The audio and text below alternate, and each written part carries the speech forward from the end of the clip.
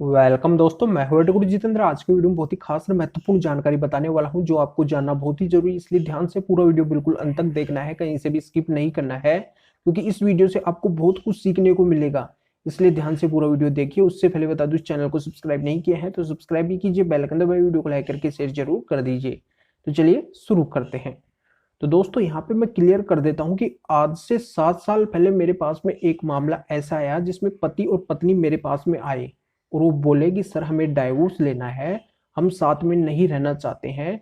बात इस हद तक बढ़ गई है कि अब साथ में रहना पॉसिबल नहीं है। मैं उनको खूब समझाया कि यहाँ पे डाइवोर्स आप क्यों लेना चाहते हो, आपकी जो भी बात है यहाँ पे समाधान कर लेते हैं, आप दोनों साथ में रहो। पर वो नहीं माने। उनका बस एक ही कहना था कि सर हमें अलग रहना है, हमें अब साथ में नहीं रहना है, आप हमारा डाइवोर्स करवा दीजिए, हम दोनों सहमत है। तो यहाँ पे वो नहीं माने तो फिर मेरे को मजबूरन उनके लिए डाइवोर्स की जो पिटीशन है वो फाइल करनी पड़ी सेक्शन 13B में। HMA सेक्शन 13B में म्यूचुअल डाइवोर्स के लिए उनके लिए मैं कोर्ट में अप्लाई किया, तो वहां से फिर उनका डाइवोर्स करवा दिया। ये आज से 7 साल पहले की बात है। अब कुछ दिन पहले मेरे पास में वो महिला आती है जिनका ये डाइवोर्स हुआ था। वो महिला मेरे पास में आती हैं, वो बोलती हैं कि सर मेरे को आप पहचाने या फिर नहीं पहचाने। मुझको नहीं पहचाना, आप कौन? तो वो बोलने लगी कि आज से 7 साल पहले आपने हमारा डाइवोर्स करवाया था, पर यहाँ पे मेरी स्थिति अब बहुत खराब हो गई है। वो इस तरीके से हो गई है कि पहले तो मेरे पेरेंट्स मेरा सपोर्ट करते थे, यानी कि जो मेरे माता पिता थे तब तक मेरा पूरा सहयोग था, पर अब मेरे माता पिता इस दुनिया में नहीं रहे हैं, वो एक्सीडेंट में खत्म हो गए हैं। यहाँ पे जो मेरे भैया और भाभी हैं, यहाँ पे जो मेरी भाभी है वो मेरे को तरह तरह के ताने देती है, रोज मेरे साथ में झगड़ा करती है। मैं घर का खूब काम करती हूँ, हर एक काम करती हूँ।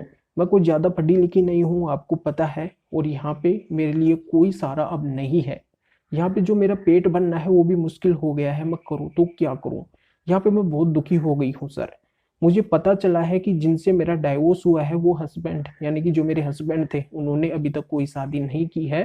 तो यहाँ पे मैं चाहती हूँ कि फिर से उनके साथ में रहूं। फिर मैं उन महिला से ये बात पूछा कि उस टाइम तो आप इतना ईगो कर रही थी, इतना बोल रही थी यहाँ पे कि आप दूसरी शादी कर लेंगी, किसी अन्य सज्जन पुरुष के साथ में आप शादी करेंगी, उनके साथ में रहेगी, आपके पति ठीक नहीं है, वो नहीं है, अब आप उनके साथ में रहना चाहती हैं, तो यहाँ पे आपने दूसरी शादी क्यों नहीं की है, क्या रीजन है? तो उन्होंने ये बताया कि सर मेरे को ऐसा कोई रिश्ता मिला ही नहीं, कोई मेरे से शादी नहीं करना चाहते हैं। जब उनको पता चलता है कि मेरा डाइवोर्स हो चुका है तो यहाँ पे कोई रिश्ता भी आता है तो वो चला जाता है, कोई अच्छा रिश्ता मिला ही नहीं है। जिस टाइम पे डाइवोर्स हुआ था उस टाइम पे मेरी एज 30 थी, अब 37 हो चुकी है। तो यहाँ पे अब तो बिल्कुल मुश्किल हो गया है। मैं दर दर की ठोकरें खा रही हूँ सर, करूँ तो क्या करूँ, घुट घुट के जी रही हूँ। यहाँ पे मेरा रास्ता आप निकालिए। जो मेरे पहले वाले हस्बैंड हैं उनके साथ में रहना चाहती हूँ, यहाँ पे आप हम दोनों को मिलाइए, हमारा रिश्ता फिर से आप बनाने की कोशिश कीजिए।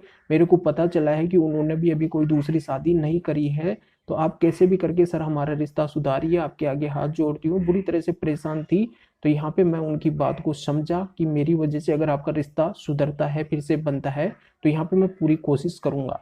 और वैसा ही मैंने किया। मैं पूरी इंक्वायरी करके उनके हस्बैंड के पास में गया और उनको साइड में ले जाके उनसे बातचीत किया, तो पता चला कि उन्होंने भी कोई दूसरी शादी नहीं की। उन्होंने भी कोई दूसरी शादी नहीं की और उनके बैकग्राउंड के बारे में मैं जाना कि अभी 7 साल में आपने क्या किया। तो उन्होंने बताया कि सर मेरी कोई दूसरी शादी नहीं हुई है, मैं कोशिश भी किया पर यहाँ पे कोई लड़की देने को तैयार ही नहीं है। बात ये निकल के आती है कि जब ये पहली वाली पत्नी को ठीक नहीं रखे तो दूसरी वाली को कैसे ठीक रखेंगे। वैसे मैंने पहली वाली के साथ में कोई गलत नहीं किया, पर यहाँ पे मेरे ऊपर एक कलंक सा लग गया है। कोई रिश्ता करने के लिए तैयार नहीं है, कोई रिश्ता आता ही नहीं है। अब यहाँ पे मैं एजेड हो चुका हूँ, 37 ईयर का हो चुका हूँ, उस टाइम पे 30 ईयर का था। तो यहाँ पे अब रिश्ता आना मुश्किल है, अब मेरा पेट भरना ही मुश्किल हो गया है। मेरे जो माता पिता हैं वो भी बुजुर्ग हैं, वो ही किसी के सहारे से हैं। तो यहाँ पे अब मेरी लाइफ में क्या होगा सर, मैं बहुत दुखी हूँ।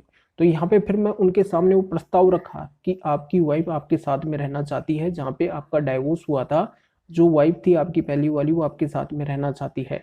तो वो बहुत खुश हो गई, उनकी आंखों में आंसू आ गए।